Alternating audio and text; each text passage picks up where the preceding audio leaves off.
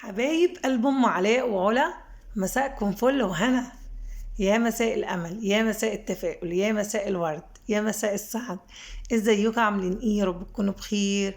النهارده فيديو جديد في يوم جديد، بس عايزين قبل ما نبدا الفيديو هنصلي على سيدنا محمد افضل الخلق وعلى اهله وصحبه وسلم. وكمان حابه ارحب بحبايبي اللي داخل مصر وخارج مصر، بقول لكم منوريني ومشرفيني ووجودكم على راسي من فوق. تحياتي ليكم كلكم، وانا متشكره جدا على اي حد بتشترك في القناه. والله العظيم شيء يشرفني وبتسعدوني جدا جدا وبيسعدني كلامكم. ولايكاتكم، كل حاجه حلوه بتعملوها لي انا ببقى فرحانه قوي، ما تعرفوش دي حاجه بتاثر في نفسيتي قد ايه. لان انا في الوقت ده يا جماعه اقسم بالله العظيم انا في اليومين دولت في محنه شديده جدا جدا. متعرفوش لما واحده بتكتب لي كومنت او واحده الاقيها اشتركت عندي انا ببقى سعيده جدا.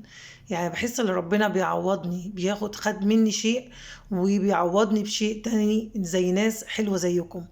اللي تشترك في قناة واحدة روتينات محترمة تكون بتحفزك أو بتديك معلومات أو بتعرفك أي معلومة اللي انت تقوم تنشطي وتحفزي وتقوم تشوفي حاجة بيتك وحاجة أولادك. ولو انت بنوتة بتقوم تساعدي مامتك كده وتبقى شطورة. بيسعدني أوي الناس اللي بتشترك عندي، أكيد اشتركوا عندي لأنهم هم ناس محترمين. فكل حد بينقي الحد اللي زيه، يعني لو واحدة مش كويسة أكيد مش هتشترك عندي، هتنقي واحدة بنفس الأسلوب بتاعها أو بنفس الطبع بتاعها.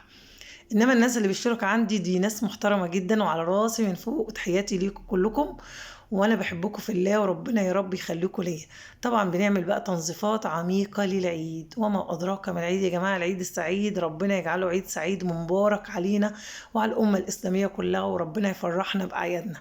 طبعا لو خدت بالكم دي مش شقتي أساسا ولا بيتي، دي أنا واخدة شقة مفروشة. حصل ظروف واتحرمت من عفشي واتحرمت من بيتي. ليه؟ عشان ناس ما يعرفوش ربنا، ما يعرفوش ربنا بمعنى كلمة ما يعرفوش ربنا. ناس ما يعرفوش يعني ايه دين الإسلام. أنا بقول للناس دي حسبي الله ونعم الوكيل فيكم. من الأرض للسماء حسبي الله ونعم الوكيل فيكم، حسبي الله ونعم الوكيل فيكم. زي ما خلتوني اتحرمت من بيتي وعفشي وحاجتي، ربنا قادر يحرمكم من حاجات في صحتكم أقوى وأغلى من الدنيا كلها، وأغلى من العفش وأغلى من البيت وأغلى من الدنيا كلها. فانا دلوقتي اضطريت لازم كنت انقل في شقه مفروشه. طبعا بقول خلاص دماغي هتنفجر والمغرب هتأذن، وما عملتش لسه فطار، ومسحت دلوقتي ورا الركنه ونسيت الشباك والشيش. فانا بقول يا دماغي، طب اعمل ايه؟ الحق اخلص اللي في ايدي ولا اروح اعمل فطار؟ اتاخرت.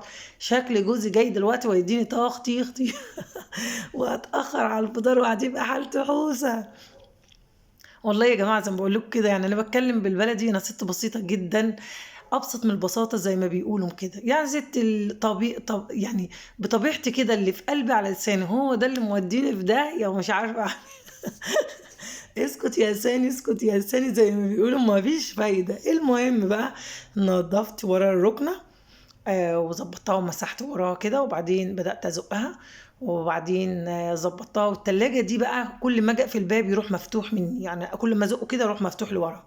فانا في حتة خشبة تحتها هحاول احطها تحت الرجل، تمام، واخليها مميلة لورا. شلت الفيشة عشان ما تكهربش طبعا.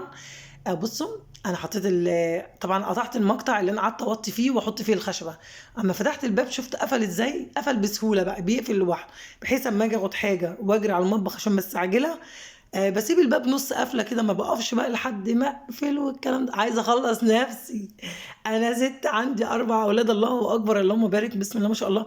ببقى بعمل حاجات ومش فاضيه ومشغوله وحالتي حوسه، عامله زي الفرخه الدايخه كده زي ما بيقولوا. عايزه اخلص نفسي، مش لسه اقف للتلاجه تقفل نفسها براحتها. انا عايزه اخلص طخ طيخ طيخ واخلص نفسي. رحت جانزه بقى الارضيه وبدات كده ايه المع بقى، عشان تبقى حاجتنا نظيفه وزي الفل بقى وكده، ويدخل علينا العيد يبقى عيد سعيد كده. مش معنى بقى اللي انا حصل لي ظروف واتحرمت من عفشي واتحرمت من بيتي اللي احنا ما نعيدش وما نفرحش. لا، نفسي اعيد ونفسي افرح ونفسي اجيب لبس العيد. ده اهم حاجه لبس العيد ده، نفسي والله العظيم في حاجات كتير.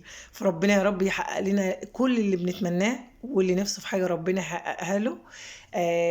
ربنا يحقق لي كمان اللي انا بتمناه. طبعا رجلي في الوقت ده لقيت فيها كده حاسه ان رجلي اتسخت بقت مش نضيفه، حاطه رجلي في الجردل وغاسله رجلي، عشان انا لما بكون ماشيه كده والاقي رجلي مش نضيفه وانا بمسح، ده شيء بيخنقني بيضايقني جدا، فانا لازم اكون بمسح بالحاجه نضيفه كده.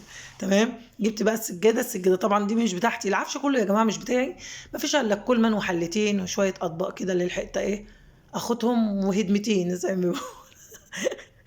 طبعا بصوا بقى، بقول لكم ايه، انا متبهدله يا جماعه، شكلي مظبوط كده والطرحه مظبوطه، ولا انا مش شكلي متبهدله؟ قولوا لي في الكومنتات. المهم بقى، ظبطت السجاده وحطيتها، وبدات كده اشيل الحاجه اللي اقسم بالله العظيم يا جماعه ده الدولاب. اللي انا بروقه ده الدولاب بتاعي، تخيلوا. ده الدولاب، الدولاب بتاع الشقه المفروشه بقى كأنه علبه كبريت. ما علينا، يلا ربنا عمض عليه. تخيلوا من دولاب عريض عريض وكبير وحلو لدولاب مسخوط، السخطه جت له ناظم. الله العظيم ساعات ولادي يقولوا الكومودينو يا ماما اللي عليه الساعه كومودينو، اقول لهم والله ده دولاب، يقولوا لا والله ده كومودينو.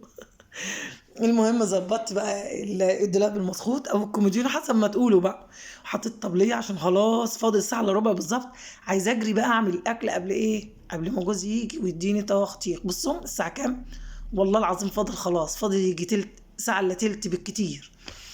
كده الفيديو يكون خلص، يا رب يكون الفيديو عجبكم، ومع السلامه.